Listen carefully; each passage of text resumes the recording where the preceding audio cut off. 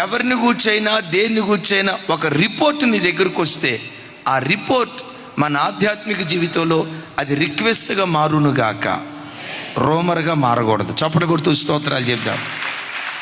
మన మందిరానికి వచ్చే ఓ తల్లి చాలా భక్తి కలిగి ఓ ప్రాంతంలో నర్సుగా, ఒక హాస్పిటల్లో గవర్నమెంట్ నర్సుగా ఉద్యోగం చేస్తారు. తాను తన పిల్లలు చక్కగా మందిరానికి వస్తారు. ఆ తల్లి చిన్న వయసులోనే భర్తను కోల్పోయింది. పిల్లలను బహు చక్కగా పెంచుకుంటుంది. వాళ్ళ బాబుకు బెంగళూరులో సాఫ్ట్వేర్ ఉద్యోగం వచ్చింది. సడన్గా ఒకరోజు ఆ తల్లికి బెంగళూరు నుంచి ఒక వార్త, మీ అబ్బాయికి ఆరోగ్యం బాగాలేదు, ఐసీయూలో ఉన్నాడు, మేబీ హార్ట్ స్ట్రోక్ అన్నట్లుగా మాకు అనిపిస్తూ ఉంది అన్న వార్త బెంగళూరు నుంచి ఎవరో ఒకళ్ళు ఈ తల్లికి ఫోన్ చేశారు. ఆ తల్లి ఏం చెప్తుందో తెలుసా? ఆ వార్త వినటంతో నాకెవ్వరూ గుర్తుకు రాలేదయ్యా, దేవుడు ఒక్కడే నాకు జ్ఞాపకం వచ్చాడు.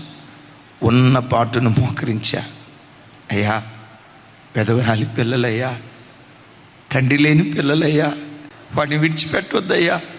నేను ఇప్పుడు బెంగళూరు వెళ్ళాలంటే దరిదాపుగా 12 గంటల ప్రయాణం అయ్యా.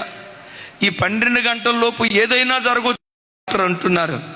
నేను బెంగళూరు ఈ క్షణంలో నేను వెళ్ళలేను, కానీ నేను వెళ్ళకపోయినా నా ప్రార్థన నా బిడ్డను తాకగలదయ్యా.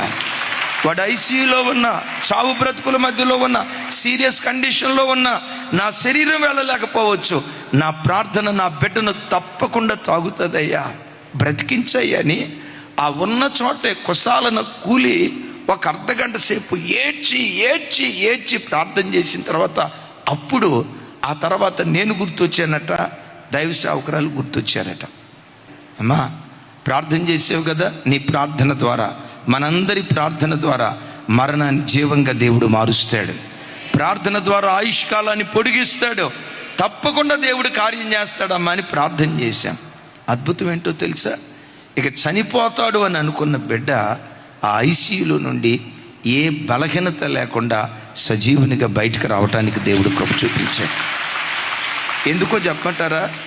రిపోర్ట్ని ఆ తల్లి రిక్వెస్ట్గా మార్చింది, ఆ ఇన్ఫర్మేషన్ని ఇంటర్సెషన్గా మార్చింది. ఆమెన్.